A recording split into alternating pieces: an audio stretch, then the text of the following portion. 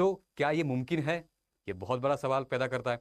साथ ही में बच्चों को जब सीमा पहली दफा जब पाकिस्तान से दुबई से नेपाल गई थी सचिन से मिलने, जब काठमांडू में ये लोग होटल लेके रुके थे 7 दिन तक, ये मार्च का केस है। सीमा कैसे अपने 4 मासूम बच्चों को अकेले छोड़कर 7 दिन तक सचिन से नेपाल मिलने गई थी। 7 दिन तक वहां रहे ये लोग, है ना। इन लोगों ने झूठ भी बोला है कि हम पशुपतिनाथ मंदिर में शादी किए हैं, और पशुपतिनाथ मंदिर में काठमांडू की शादी होती ही नहीं है ना।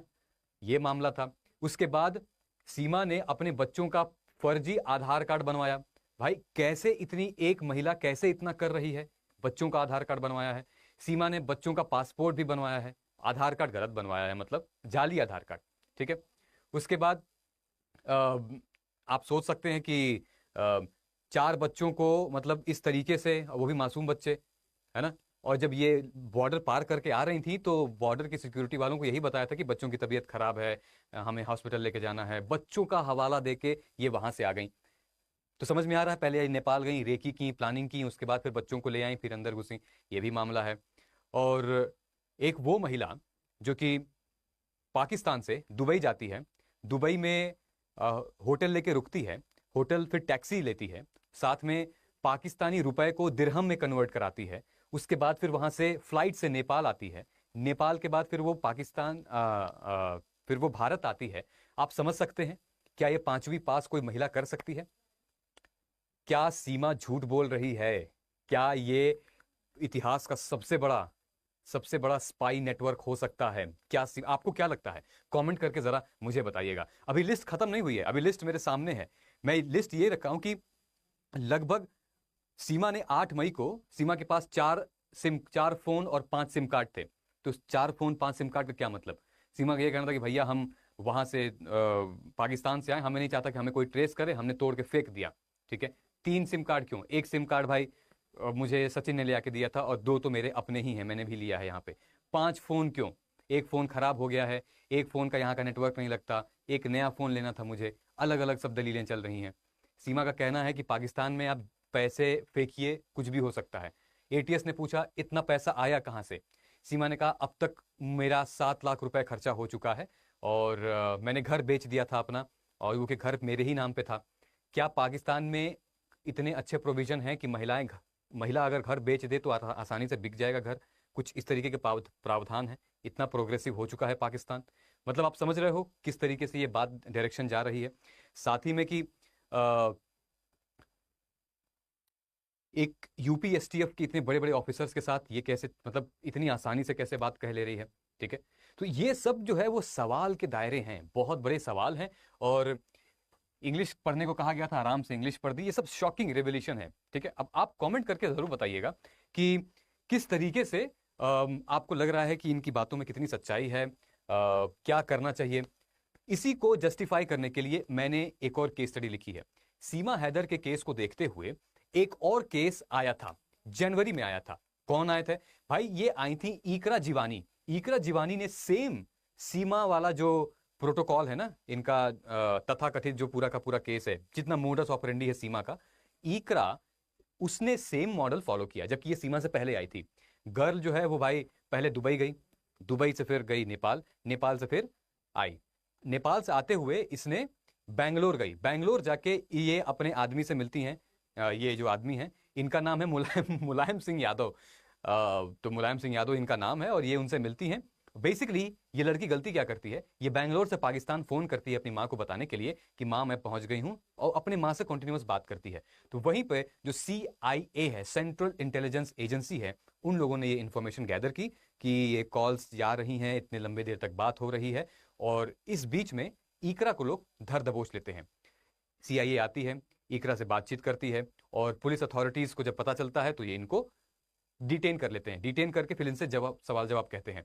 तो बेसिकली इकरा कहती हैं कि भाई मैं प्यार मोहब्बत में पढ़ के, हम लोग ऑनलाइन मिले थे, प्यार मोहब्बत में पढ़ के मैं आ गई यहाँ पर, और अब मुझे नहीं जाना है, अब मुझे वापस नहीं जाना है, मुझे मुलायम सिंह यादव के साथ ही रहना है, ठीक है। उसके अरेस्ट के बाद फॉरेनर्स रीजनल रजिस्ट्रेशन ऑफिस यानी कि FRRO from where she was back to Pakistan, उनको जो है फाइनली क्या हुआ कि वापसी पाकिस्तान भेज दिया गया। ना इनके पास ना उनके पास, और पाकिस्तान भेज दिया गया। बेसिकली ये जो केस था ये प्योर प्यार वाला केस था, इतना उलझन नहीं था, ना इसमें जच्चा बच्चा थे, ना कोई बच्चा था, ना ही कोई इतना बड़ा खुलासा हुआ था। ये आ गई और इसको भेज दिया गया, ठीक है। ये प्रोब अथॉरिटी ने किया, अब इनको अरेस्ट किया था। इन्होंने ये बोला कि भाई हम कोई कोई हमारा क्रिमिनल बैकग्राउंड नहीं है, हम किसी के एजेंट नहीं है, हम सिर्फ और सिर्फ मुलायम सिंह यादव से प्यार करते थे, उसके लिए हम बॉर्डर क्रॉस करके आए हैं और हम चले जाना चाहते हैं। पाकिस्तानी नेशनल इकरा जीवानी अरेस्ट हो गई थी, उसके बाद वापस इसको डिपोर्ट कर दिया गया था, ठीक है।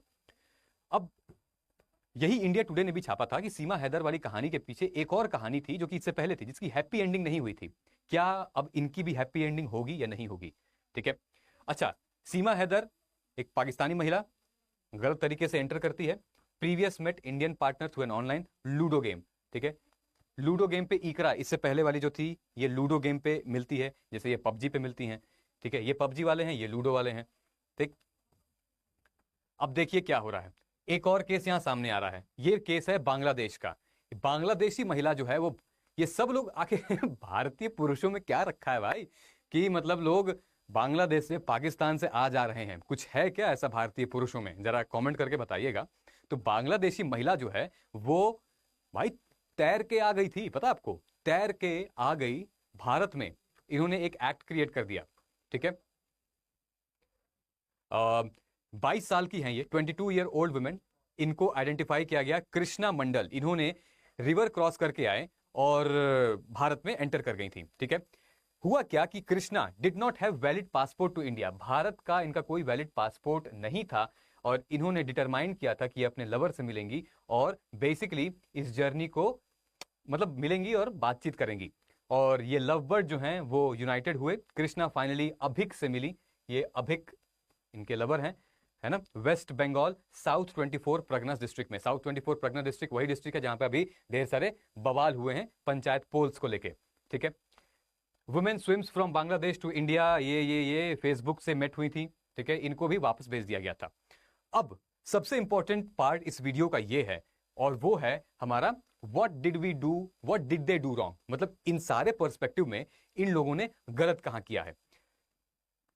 सबसे पहले सिटीजनशिप नहीं ली थी, इनके पास सिटीजनशिप थी नहीं।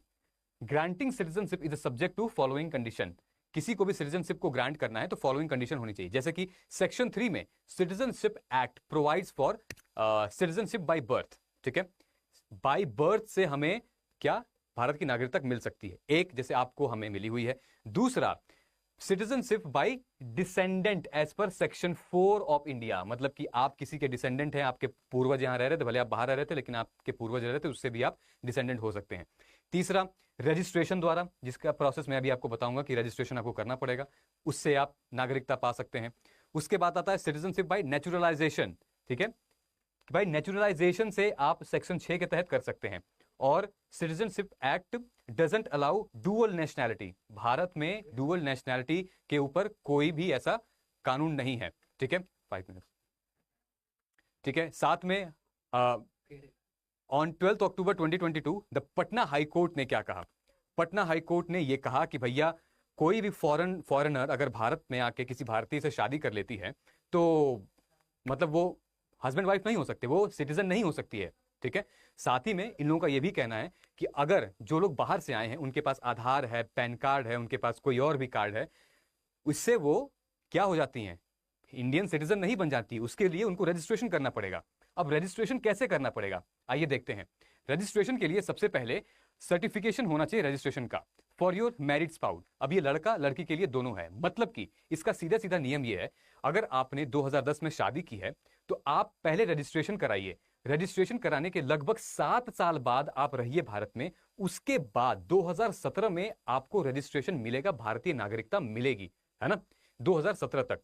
अब देखिए 7 साल बाद, ठीक है, आपको क्या क्या डॉक्यूमेंट्स लेने हैं, आपको डॉक्यूमेंट्स यहां पे लेने हैं सिटीजनशिप अपने रजिस्ट्रेशन करने के लिए, जैसे कि आपके फॉरेन कंट्री का, पाकिस्तान का पासपोर्ट चाहिए आपको या कहीं भी कंट्री का, और आपका रेसिडेंस परमिट चाहिए, ये डॉक्यूमेंट हो गया।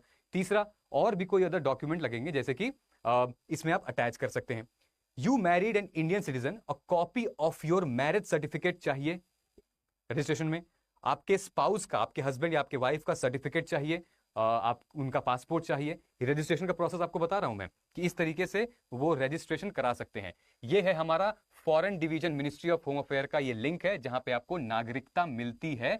यहां पे आपको फॉर्म भरना पड़ेगा। इंडियन सिटीजनशिप ऑनलाइन ये वेबसाइट है, इसको आप क्लिक करेंगे। क्लिक करने के बाद ये वाला टैब है, ये टैब जो दूसरा दिखा रहा है वहां पे आपको क्लिक करना है। ये पेज बताता है कि registration as a citizen of India under section 51 of the citizenship act 1955, ये वाला आपको क्लिक करना है। आप वेबसाइट पे गए, ये क्लिक किया, उसके बाद आपको ढेर सारी इंफॉर्मेशन पूछेगा। उस ढेर सारी इंफॉर्मेशन में आप अपना जो जो पूछेगा वो डॉक्यूमेंट्स, वो डिटेल्स वो अटैच करते जाइएगा। इमेज, फोटोग्राफ अटैच करिए। अटैच करने के बाद जैसे ही आपको जैसे कि employment status, citizen status, residence, आपका करंट इंफॉर्मेशन, ये सब हो जाएगा। उसके बाद जो है scan the document that support your application so that you can submit electronically as well. सब कुछ स्कैन करके नॉर्मली जैसे नॉर्मल प्रोसीजर होता है वो स्कैन करके आप डाल दीजिए।